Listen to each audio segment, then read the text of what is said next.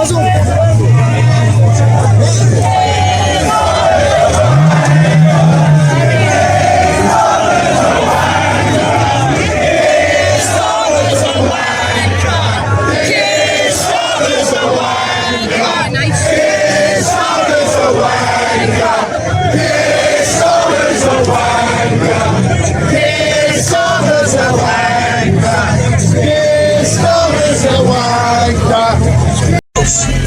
at this. Look at this. This is England. This is England. Stop recording! A show of yells! Who's from Post Crossing? Who's from a 10-mile radius? Who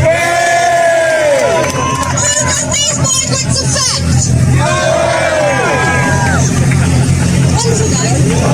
The streets outside the Brook Hotel erupted this weekend as thousands of frustrated locals gathered in a loud and defiant protest against what they describe as unchecked and undemocratic immigration policies.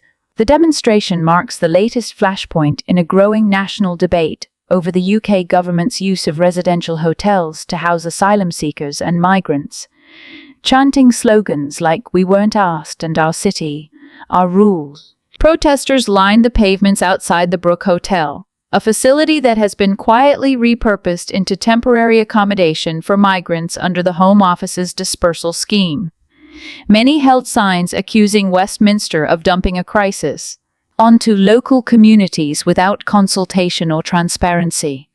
The mood on the ground was one of palpable frustration, not only with immigration itself, but with the perceived erosion of local democratic control. It's not about race. It's not about hate. It's about fairness and being heard, said Tony W., a 52-year-old tradesman from the outskirts of Norwich. We've got people on housing lists for years, schools overcrowded, and now they tell us this hotel is being used without a single word to the community. The demonstration remained largely peaceful, though tensions occasionally spiked as police formed barricades to separate a handful of counter-protesters waving refugees' welcome signs. Officers reported no arrests, but emphasized they were closely monitoring the situation due to fears of escalation. The Brook Hotel, once a modest local establishment serving travelers to the region, has now become emblematic of a broader nationwide issue. The government's reliance on hotel accommodations for migrants amid a persistent backlog in asylum claims. According to Home Office statistics, more than 50,000 asylum seekers are currently being housed in hotels across the UK, at a cost to taxpayers that is rapidly approaching £8 million a day. Local councillors have voiced concern not only over the strain on resources, but also over the absence of prior notice. The government keeps bypassing local authorities, said one city official, speaking on condition of anonymity. They make these decisions in London, and we're left to manage the fallout. Prime Minister KEIR Starmer's government has doubled down on its immigration strategy, insisting that tougher border controls and offshore processing plans will reduce the need for temporary accommodations. But for many residents in Norwich, those promises ring hollow. What they say in Parliament is one thing, said Diane L., a retired teacher who joined the protest with her grandchildren. What we live with here every day is something else. This is not about hate. This is about communities breaking under pressure.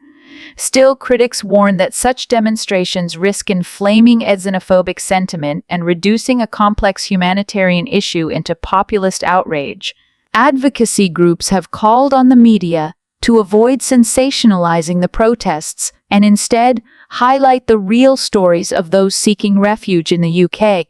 In response to the protest, a spokesperson for the Home Office reiterated its commitment to ensuring the safety and dignity of all asylum seekers, while working to relieve the burden on local communities. Back on the pavement, chants continued late into the evening, as protesters vowed to return unless something changes. For Norwich and many towns like it, the Brook Hotel is no longer just a building. It's become ground zero in Britain's raging immigration debate. Why is it? Because you said before, you know, that we've got to tackle the fundamental problem of this, and I think most people agree, and they can see what the fundamental problem is, and one of the key things you have to do is make it unappealing to just want to come to this country. It's not rocket science, and yet it is the one thing this government will not do. Yeah, it is the million-dollar question. The government has every incentive to try and sort this issue out. They can blame the old government, they can get a load of credit for doing it, and yet they seem to be almost pathologically determined just to continue allowing hundreds of thousands of people, either legally or illegally, to come into the country. Why? Well, I think there is just a general fear built up that, oh, it's mean and nasty if we don't do these things, and that all the countries talk the talk on this, and it's seemingly only Britain that walks the walk on this. The French, I mean, we've got the don't do leaders of other countries lecturing us on this, haven't we? Right, and rightly so. And Trump did it when he was over here, and lots of other countries are looking at us like we're complete basket cases about it. But we have still got a ruddy big navy that you could plonk in the middle of the channel and physically stop these. It's not difficult to physically stop the boats coming. It's the fact that if you were to do this, and Dominic Cummings, not everyone's cup of tea, but knows his onions on this topic because he was in the belly of the beast trying to work this out, has said recently that if the Prime Minister, whether Starmer or Boris before, whoever else, tried to order the Navy to do that, then the Cabinet Secretary would go and have the Prime Minister arrested for breaking various human rights laws. That's the stuff we've got to get to the bottom of and get rid of the lawyers from this process. So we've got a government whose ideology is directly opposed to what needs to be done. Yeah. Is that basically it? Yeah, well, I think that the government's ideology of sort of milquetoast weak socialism is the opposite of what should be done in every aspect of government, frankly. But yes, on this, I think the incentives are there, and yet it's not happening. Why is that? It must mean there's some kind of ideology that says we're a terrible country, we're guilty of all these crimes of the past, and we must be punished by having people from the third world coming here and making it a much less nice place to live. Genuinely, it's the only solution that I can come up with as to why the government is not fixing this problematic issue. One thing which may help, but which is controversial in and of itself, is the ID system. We know it has an impact across Europe. I mean, they've had it in place for decades and decades over there.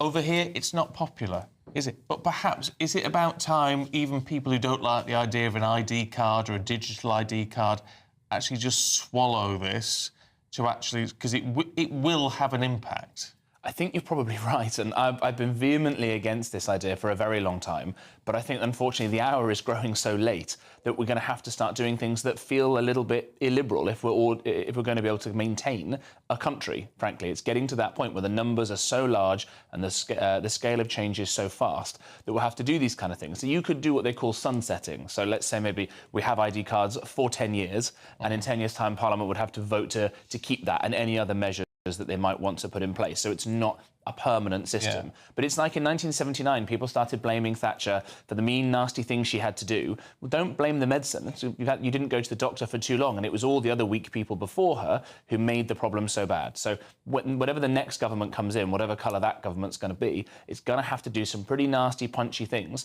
that we're not quite got the stomach for yet in order to maintain sovereignty of this country. But we better get ready for it now, because this government's not going to do it. And if we don't, there's no Britain left.